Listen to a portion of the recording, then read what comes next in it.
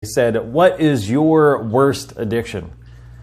The more I thought about it, I really loved this question for many reasons, many things that it, not just what it asks, but for all the things that it suggests and all the truths about addiction that can be found in the brilliance of this simple couple of words, this short question. First of all, it reminds us, it helps move the frame of reference from the thing, the substance, the behavior, back to the person. It asks, what's your worst addiction? This is founded on the assumption that you have maybe many things in your life that you turn to that are external to help you avoid or escape or numb some kind of internal pain. And this is a reality. For a lot of times we label somebody, we label ourselves as an alcoholic, an opioid addict, a heroin addict, a meth addict, a gambler, somebody with gambling addiction, a person with sexual addiction.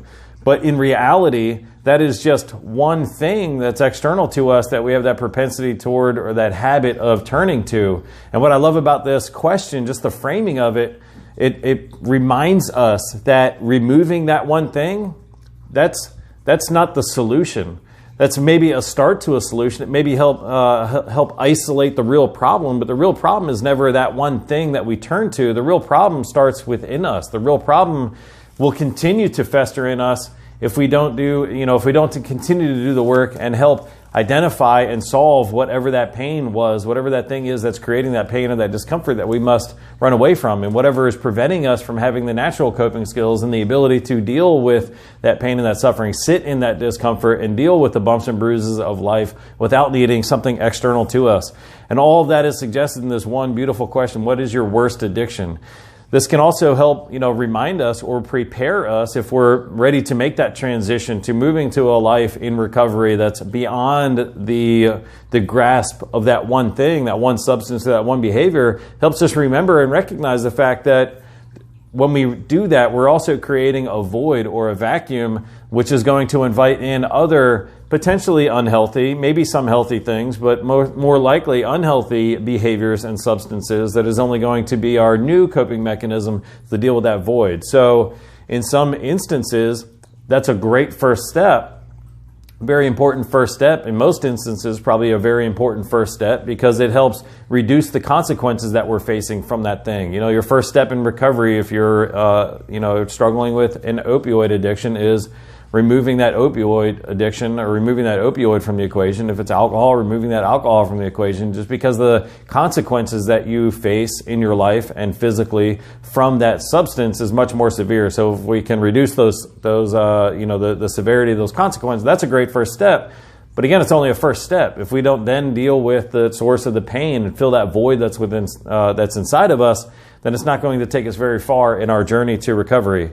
Addiction itself isn't a need for something, like one particular thing. Addiction is a behavior that you have a need for something that's external to your body. This is also suggested in the framing of this question, what is your worst addiction? Because it's reminding us once again that addiction itself is that behavior that we seek something external to deal with some kind of internal pain. Many times that internal pain is only exacerbated or made much worse by that thing that we're reaching for, that thing that we turn to. But there had to be a need for something external to our body in the first place, and there had to be a significant amount of pain in the first place to need something that had the ability to deal with that level of pain and that level of...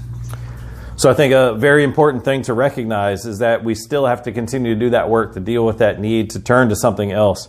One thing that I know, the truth that I understand in life, and one of the reasons that really inspires me to work with people that are in recovery or that have struggled with addiction, is I believe that life is much like a pendulum, and the further that you swing in one direction, the further hole you dig yourself into, the further you go down to hit your rock bottom, if that's what starts your recovery, the further you go in one direction, the further you have the ability to and that potential to swing in that other direction. So it's very exciting to think that maybe your life doesn't look the way you want it now, but if you have gone off track, if you've learned those tough lessons, if you developed those strengths and those skills and those talents and that compassion, it can take you much further in the other direction as long as you learn to leverage it, as long as you maintain an open mind, as long as you are willing to grow.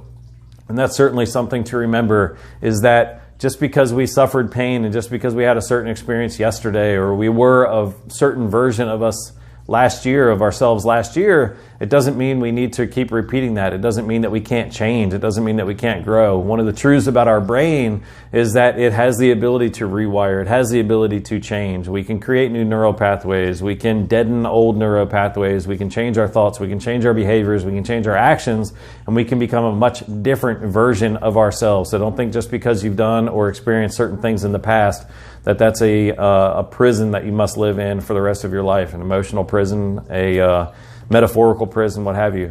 So there's many things that you can do, many things that you can do to change, and that should provide enough hope to fuel that determination to make those changes that are necessary. Thanks for checking out this video. Please, I'd love to know what you think. Not only what do you think about the question, what's your worst addiction, but answer the question, what is your worst addiction? What is that thing that you turn to the most that's creating the most severe consequences in your life, that maybe your life would be much improved if you could get rid of that propensity and also get rid of whatever that thing that's fueling you, that trigger, or that thing that's creating those cravings that's fueling you in that direction.